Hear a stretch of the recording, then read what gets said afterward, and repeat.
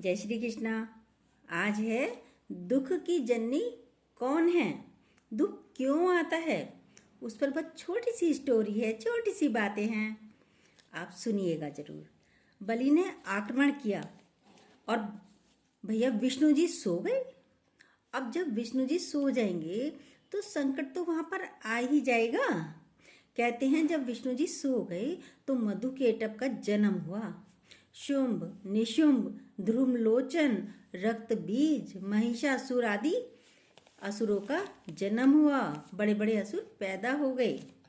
देव जब सो गए तब पैदा हुए। इसलिए जागृत अवस्था में रहिए, अपने को जागृत अवस्था में रखिए। स्वर्ग पर उनका नियंत्रण हो गया। देव श्रीहीन हो गए, संपदा हीन हो गए और स्वर्ग भी हाथ से चला गया। और जब कुछ नहीं रहा तो सारे देवता गुरु बृहस्पति के पास पहुंचे कि हमसे भूल हुई है। इसलिए जब कभी आपसे भी भूल हो जाए, पाप हो जाए, तो उसका प्रायश्चित कर लेना चाहिए तुरंत। प्रायश्चित की भी कोई विधि है। क्या विधि है? सुनिए। सबसे सर्वोत्तम विधि है प्रायश्चित की, पाप की पुनरावृत्ति ना हो, दोबारा से पाप ना हो, वह उत्तम प्रायश्चित है। पर कभी माता पिता को बताकर, अपने गुरुजनों को बताकर ऐसे प्रायश्चित तो किया जा सकता है। कन्फेशन तो सब संप्रदायों में होता है, कहीं पर्दे के पीछे होता है। कन्फेस कर लेते हैं ना। गुरु ने श्रम करने का पाठ सिखाया। आओ समुद्र का मंथन कर लें और कुछ पल के लिए इसे प्रतीकात्मक कथा भी मान लेते हैं। समुद्र मंथन माना मन का मंथन। वो क्षण बहुत भाग्यशाली होता है। जीवन के उस पल की अत्यधिक प्रशंसा, अभिनंदन होना चाहिए उस पल का। कौन से पल का? जब आप संकल्पित हों सुधरने के लिए, प्रायश्चित कर लें, संकल्प कर लें सुधरने का, तो उसकी प्रशंसा करनी चाहिए।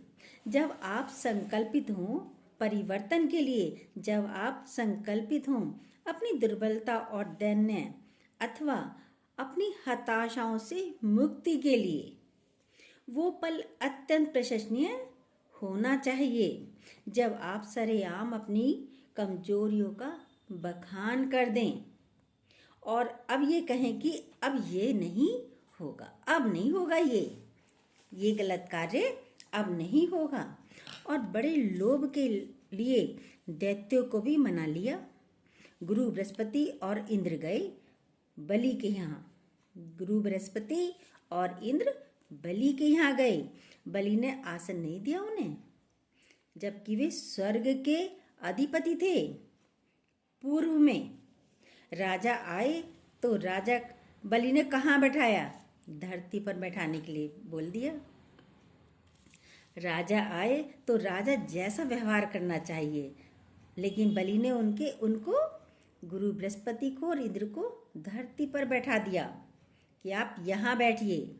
बलि बहुत प्रसन्न हुआ। देखो धरती पर बैठा दिया ना इसको, मैंने इनको धरती पर बैठा दिया और प्रसन्न भी हो रहा है। इनको अर्श से फर्श पर ले आया, मैं अपने घुटनों पर ले आया। कहते हैं ना बड़े अहंकार में व्यक्ति, इसे अधम सुख कहते हैं। अधम सुख ये कोई सुख नहीं है। एक ऐसा सुख जो कभी नहीं लेना चाहिए आपको।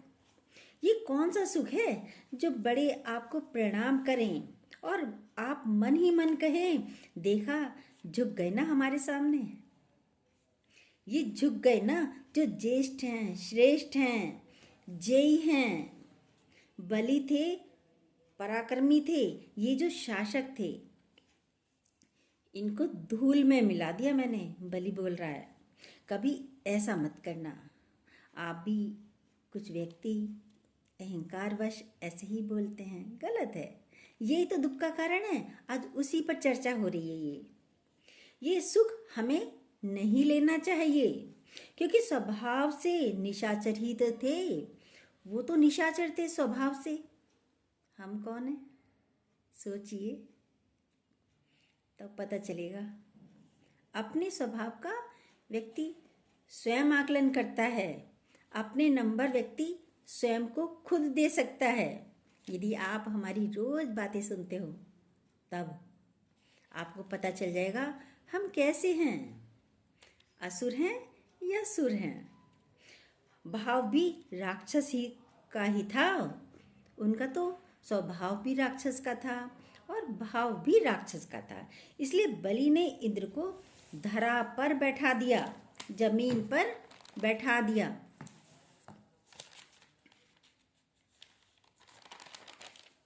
और अब तो बलि को मौका मिल गया और देवगुरु बृहस्पति को भी क्या मौका मिला कि इन्हें अधिक आदर देकर इनके मान को जगाया जाए। इनको अधिक आदर देकर इनके मान को जगाया जाए और ज़्यादा काम लिया जाए इनसे। और वो यही हुआ। मथानी में वासु की नाक की जो रस्सी बनाई जाएगी, फन की ओर आप रहना और पूंछ की ओर हम रहेंगे। हम दुर्बल हैं, हम छोटे हैं, अधिक श्रम आप ही करना। और ध्यान रहे, जब अमृत मिलेगा निकलेगा तो मिलकर बांट लेंगे। वो विचारधाराएं जो परस्पर विरोधी थीं, वो विचारधाराएं जिनमें एकता नहीं थी, वो विचारधाराएं जो एक दूसरे की शत्रु थीं, वो दो विचारधाराएं एक बड़ी लोभ के कारण इकट्ठी हो गई तो अमृत की सत्ता हाथ लगेगी, इसलिए अमृत प्राप्त होगा। ऐसा जानकर दो विपरीत विचारधाराओं के प्राणी इकट्ठे हो गए। और कोई हमसे पूछे तो तभी से ये गठबंधन की प्रवृत्तियां शुरू हो गई हैं। राजनीति में भी तो गठबंधन यही चलता है। देखो ये युति कैसे बनी। देवगुरु बृहस्पति और शुक्राचार्य इकट्ठे हो गए, बलि और इंद्र इकट्ठे हो गए, सारे देवता यम कुबेर वरुण सब मंथन करने लगे। ये समुद्र मंथन की कथा मानो मनोमंथन की कथा है। ये हमें मन का मंथन करना सिखाती है। जैसे मन को मथने लगेंगे, हमारी पीछे वाली वीडियो में आपको सब समझ आएगा। मन का मंथन पूरा का पूरा समुद्र मंथन पर हमने वीडियो बनाई हुई है, पुरानी वीडियो देखिएगा, उसमें आपको सब पता चलेगा, बहुत अच्छी जानकारियाँ मिलेंगी। ये समुद्र मंथन की कथा मानो मनोमंथन की कथा है। जैसे मन को मथने लगेंगे, जैसे विषय हैं, विकार हैं, निंदा है, त्याज्यता है, अमान्यता है, अपूज्यता है, दाहकता है और मारकता है। मन में सहसा पहले क्रोध है, लोभ है, मोह है, मत्सर है, अहंकार है।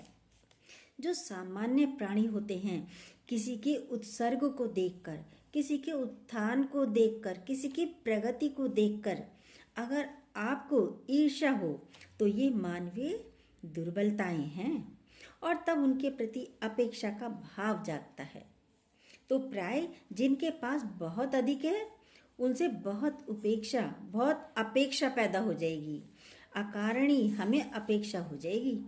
इनसे मिलना चाहिए। जिनके पास अधिक धन है, अधिक वस्तुएं हैं, तो हमारी अपेक्षा हो जाएगी कि इनसे हमें मिलना चाहिए। इनके पास तो बहुत अधिक है। आपसे कम किसी के पास है तो उसकी उपेक्षा करोगे, इसके पास तो है ही नहीं। तो जितना आपके पास है उतना और के पास नहीं है। उनकी स्वाभाविक उपेक्षा है और दूसरे से अपेक्षा है।